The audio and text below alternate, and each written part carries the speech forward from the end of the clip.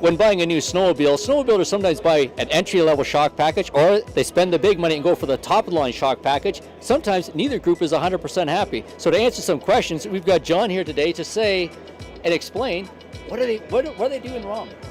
Well, quite often it might not be what the rider is doing wrong, but in setting up the machine. Many dealers don't have the expertise to really help the rider set the machine up for their type of riding style they're doing, their weight, the luggage they carry, do they carry a passenger. So at Accelerated Technologies, we try and work with the rider one-on-one to give them the best setup they can. We work with them on their shock package OEM. We'll do setups on original shock packages, or we can perhaps suggest a much better shock package. Some levels of machines you can purchase with a steel body, non-serviceable, non-tunable shock package, and we would recommend an upgrade to an Elka shock package. Or they might have a premium high-low speed compression rebuildable shock, perhaps from the factory, and with that we would more help them tune getting the best they can out of that shock package. So there's both a tuning and an upgrading? Yep, yeah, we can look at each case individually and suggest the right thing for the budget. If they've already got decent shocks, we're not going to tell them they got to throw them out and start again. We'll work with them until we find the limit of that OEM shock package. We go back to the 80s and the first IFS sleds and the first oil shocks. Things have changed a lot since then. How has it changed for the riders of the sleds? Well, they have and they haven't, because some of the base packages are the exact same technology from 25, 30 years ago. We have these beautiful snowmobiles with rising rate skid frames and wonderful spindles, great engine packages, and $10, $15 shocks in them. So those are where we try and offer a great improvement by getting them into, say, an Elka shock package. But you can also buy an XRS package or a RR premium package.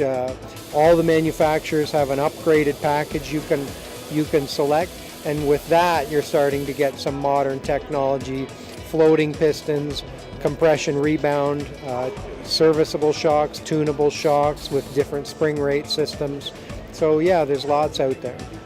Well, to be honest, the smartest decision sometimes is to buy an entry-level snowmobile with coil-over shocks, and then take the money you saved and put it into a really good performance shock package. The aftermarket shock companies I work with, Elka and Öhlins, offer a shock that is superior in some ways and in most ways to some of the best OEM shock packages available. In terms of durability, spring rate selection, control, adjustability, tunability, we have shock packages that are superior to what's available from the OEMs. I'm one of those people that when it's a riding day, I want to ride. I don't want to see people lifting sleds, flipping sleds, and doing adjustments. Where do you think the adjustments should be made? Can it all be done pre-ride, or is adjusting on the ride part of our life? It's a great question. The skids in the last 5 years have gotten so much better. The progressive skids from Polaris and Skidoo have a much wider setup window. Arctic Cat and Yamaha also have the slide action front suspension, is a fantastic suspension. They have a much broader setup window now. You don't have to pass the groomer and get off your machine and adjust it.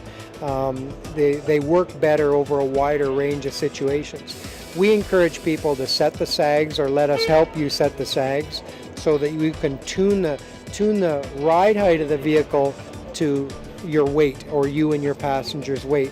That's an adjustment that's really mandatory. Then we kind of look at the balance of the skid frame, does the limiter strap perhaps need tuning or adjusting, and then we look at the front of the ski package. How much preload is on it? Does it have an air shock package? Or is the rider complaining about ride compliance? Does it corner flat? What is the rider's desires to the machine, and how can we help them best meet those requirements? That's a lot of information and a lot of help. Thanks a lot, John. And hopefully this winter we can get out riding, and you can help me how to set up a sled so I'll stop whining. I'd love to. Thank you very much. Thank you. Okay.